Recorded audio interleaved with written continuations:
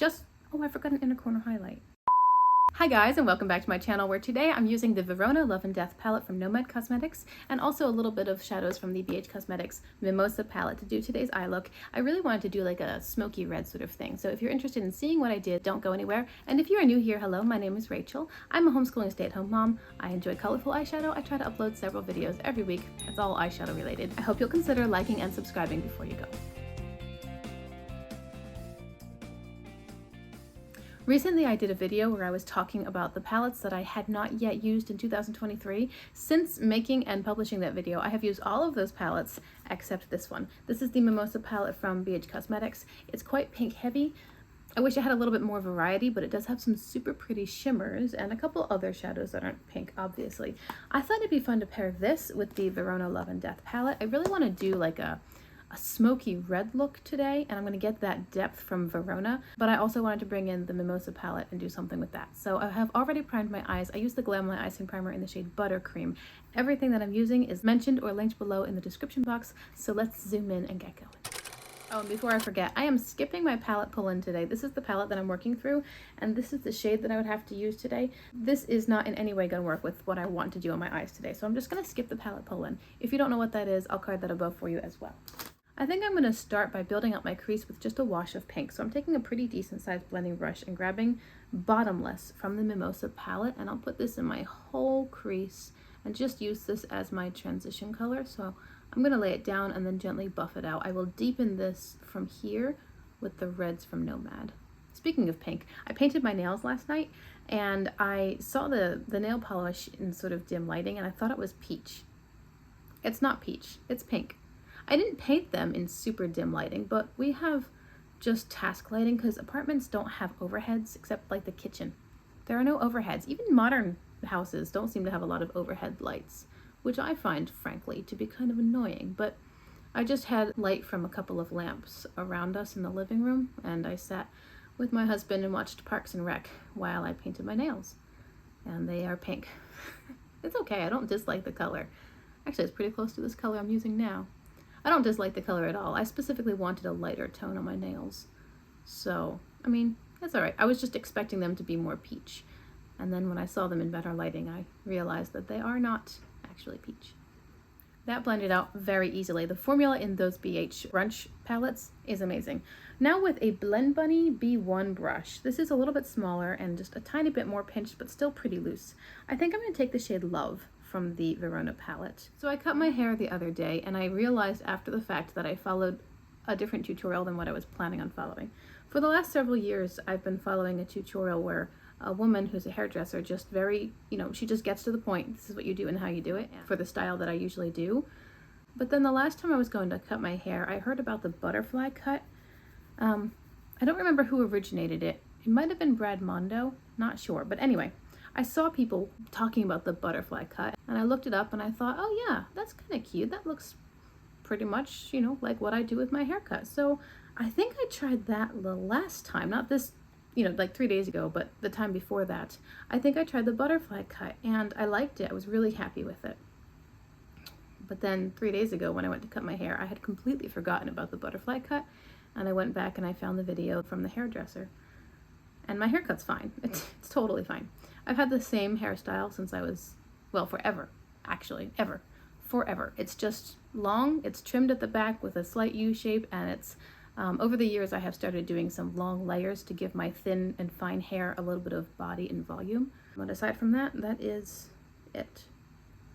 I'm going now into a smaller and more pinched blending brush, a little bit denser. This is a Blend Bunny B2, and I'm grabbing the shade Quill from Verona, and I'm going to put this in my outer crease but also the outer lid space. So I'm just creating a wedge out here, just slowly deepening this look. It's hard to do a haircut on yourself when you have postpartum hair loss because all of my front hair, you guys probably have noticed, like this section is much thinner. This section, look at that entire section is just gone. It's just, the hair there is like 1/8 of an inch long. So you can see this V where all that hair is just not there.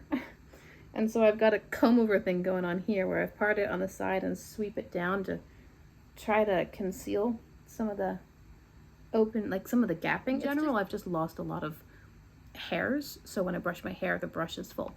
And that's just hair from all over my head, but it's particularly noticeable at my temples, my forehead area. And so when you have your hair cut, there's like doing the front, like the face framing layers in the front, there was not much hair there to actually cut. And then when I cut according to the angle that I needed, there's a lot of hair that's simply not present. So even though I'm cutting the right angle, there's nothing to fill in the gaps as far as where the hair is located in that section on the head. Does that make sense? It's okay. Taking the same blending brush, I'm cleaning it off and grabbing the shade. Ooh, do I want to go for black or just dark, dark purple? Ooh, I think I'll go for, I'm going to mix them. I'm going to mix death and dark. Kind of going a little bit more into the dark shadow because I can always then add more blackness. Death is the black shade and dark is a deep purple. But I'm going to put those right out here in a smaller wedge. Always just blending and working the shadows together in the shape and the colors that I want. I'm going to take that second size blending brush and just work this in small concentric circles out and out and out, smaller and smaller, to get that cat eye shape that I like. This is blending really well. I'm being very careful not to bring the color too high because I don't like it when the color touches my eyebrow.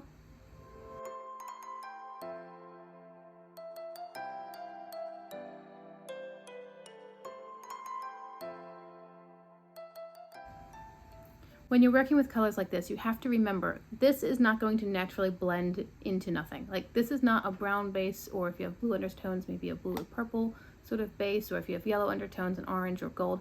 This is not going to blend naturally into anyone's skin tone. So at some point you just have to be okay with the blend. Like it is good enough, it's fine. If you really hate, if like you've got the shape you want, but you've got a lot of harsh lines, take a face powder and just work at those lines, but try not to pull the shadows out any further. But working at those lines with the face powder can bring your skin color back into the shadow color, if that makes sense. I think this is a good start. I'm going to do the same on the lower lash line. Okay, so now for the shimmers. I have taken the Mimosa palette. I don't think I want to do a lot of pink, especially because I could get pink shimmers from the Verona palette. I think I'm going to take a flat brush and grab the shade Bubbly. I will spray this after it's loaded onto my brush. I may grab a shimmer from the Verona palette just to bring in a little bit more of a deeper shimmer, but I'm going to put Bubbly at my inner corner and lay that over most of the lid space. Have you guys ever cut your own hair? I think it's only been once in my life that I've gone to a salon for a haircut. During my childhood, it was my mom or my sister cutting our hair, and it was just, you know, trimming off the dead ends. Then my sister would bring in a little bit of shaping, a little bit of roundness, and I think she's the one who started doing layers in my hair. Because I have pretty fine hair, and the layers just bring in a little bit of body. Now with the same brush, I'm taking the shade Tragedy from Verona.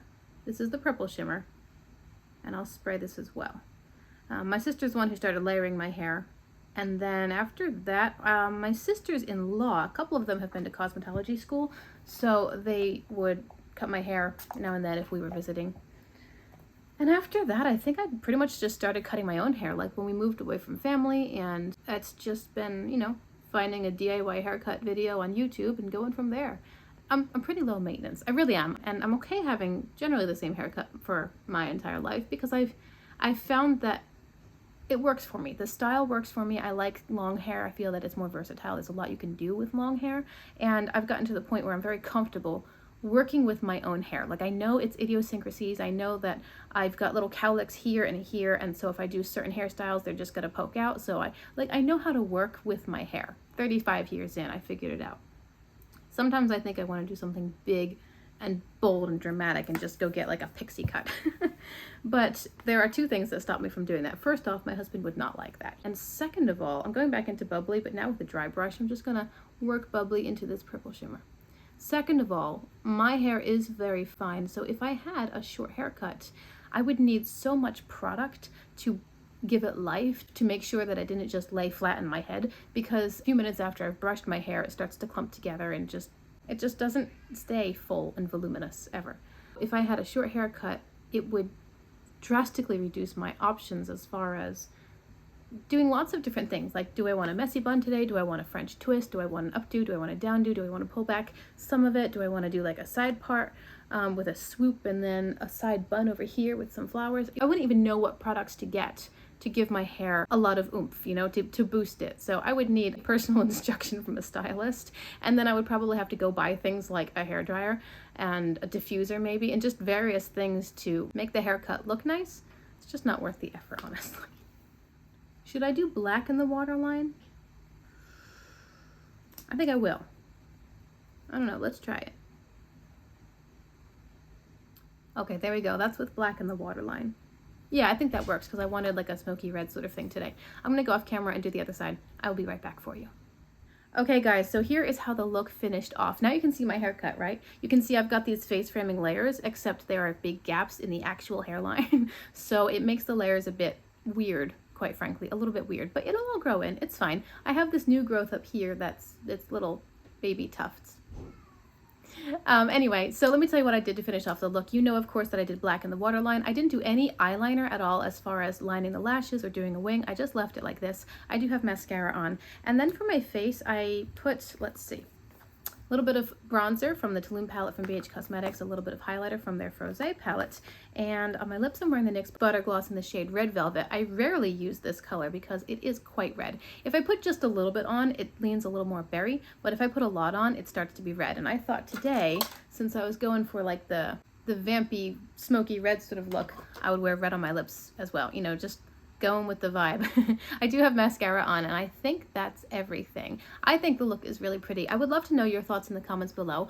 I know that at this point, I am content. I'm happy with my skill level. I'm not doing anything wild or crazy, but I'm happy where I am as far as choosing colors and making them work together. Sometimes I choose some weird colors, and I love to hear your opinions, because I remember I did a purple and green look once, and a viewer commented that they just didn't like those colors. And I understand, and that's, you know, we can have different opinions. That's what makes life interesting and fun. At the end of the day, I have to wear the look, so I'm the one who ultimately has to like it, but I really appreciate hearing your feedback in the comments below. I do hope you like this video, and you will consider subscribing to see more of my content, and I'll see you guys again in my next video. Thanks for being here. Bye!